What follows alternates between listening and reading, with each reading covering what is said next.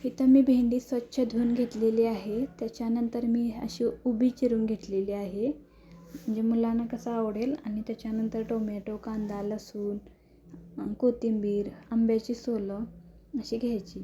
त्याच्यानंतर मी ते चिरलेली भेंडी एका तव्यामध्ये भाजून घेत आहे. म्हणजे कसं भाजली तर ना भेंडी त्याचा सगळा चिकटपणा निघून जातो. त्याच्यानंतर याच्यामध्ये थोडंसं तेल टाकायचं, कारण तेल टाकलं ना आपण सगळा चिकटपणा जातो. आणि भाजून घेतल्यानंतर त्याचं भाजी पण अशी मस्त सुटसुटीत होते, चिकट होत नाही, अजिबात चिकट होत नाही. अशी भाजून घ्यायची. पहिला थोडा वेळ लागतो भाजायला, एक 10 ते 15 मिनटं भाजून घ्यायची. त्याच्यानंतर मी इथं कांदा, कोथिंबीर हे सगळं तुम्हाला मगाशी पण दाखवले आणि एकदा दाखवते. हे सगळं घ्यायचं. त्याच्यामध्ये मग कढई ठेवली गॅसवर आणि तेल टाकलं, जिरं मोहरी टाकलं होतं आणि कांदा टाकला. आणि असा सोनेरी कलर येईपर्यंत थोडासा भाजून घ्यायचा कांदा.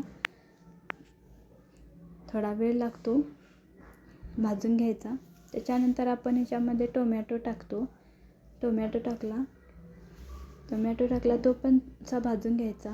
आलं लसूण पेस्ट पण वापरू शकतो, पण माझ्याकडे आलं अवेलेबल नव्हतं, त्याच्यामुळे मी फक्त लसूण तेवढाच वापरला. इथं तुम्ही आलं लसूण पेस्टची वापर करू शकता इथं.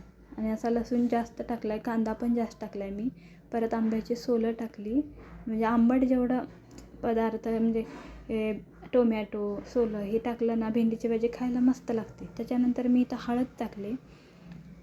आणि इथं अजिबात मी मिरची पण वापरत नाही, लाल तिखट पण वापरत नाही. आणि आपला घरगुती मसाला टाकलेला आहे. आणि असं मस्त सगळं एक जीव करून घ्यायचा. एक मस्त असा मस्त भाजून घेतलं ना की आपले मसाले सगळे तेल सुटतं आहे. थोडं थोडं तेल सुटू द्यायचं थोडं. त्याच्यानंतर इथं आपण भेंडी ॲड करायची. त्याच्यामध्ये भेंडी टाकायची आणि परत एकदा आपण या तळणीतच भाजून घ्यायची भेंडी. म्हणजे कसं सगळा चिकटपणा जो भेंडीचा असतो तो सगळा निघून जातो. आणि टिफिनमध्ये वगैरे द्यायला ना 10 ते 15 मिनटात आपण ही भाजी तयार करू शकतो. एकदा नक्की ट्राय करून बघा. आणि तुम्हाला आवडली तर मला लाईक करा, सबस्क्राईब करा आणि कमेंट करून नक्की सांगा कशी वाटली. मस्त अशी भाजून घ्यायची परत एकदा. त्याच्यानंतर आपण इथं मीठ टाकायचं. मीठ टाकल्यानंतर एकदा थोडंसं परतून घ्यायचं, भाजून घ्यायची परत एकदा अशी. थोडा वेळ लागतो आपण भेंडी भाजण्यासाठी परत एकदा तळणीमध्ये.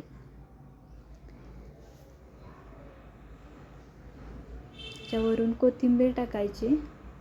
ह्याच्यात आपण शेंगदाण्याचं कूट पण ॲड करू शकतो. जर तुम्हाला आवडत असेल तर ॲड करा, नाहीतर नाही केलं तरी चालतं. अशी आहे भेंडीची भाजी. आणि मी अशी चपाती आणि भाजी माझ्या मुलांना खायला दिली. मस्त झाली.